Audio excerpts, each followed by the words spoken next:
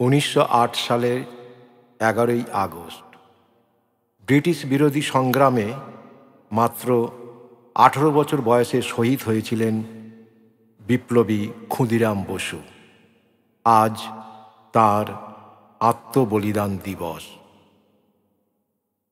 এই দিবসকে স্মরণ করে আমাদের শ্রদ্ধার্ঘ্য নিবেদন কবি মধুসূদন লোহারের শহীদ বীর ক্ষুদিরাম।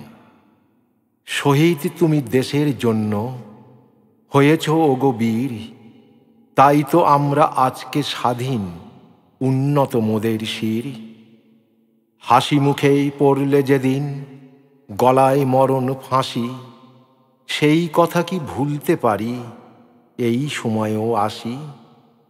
ভালোবেসে দেশমাতাকে জীবন দিলে তুমি, তোমার রক্তে স্বাধীন হলো সোনার ভারত ভূমি।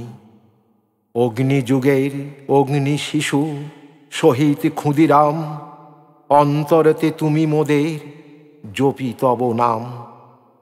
অঞ্জলি লও আজ এই দিনে ওগো শহীদ বীর, তুমি ছিলে তাই তো আজি সুখের শান্তি নীর।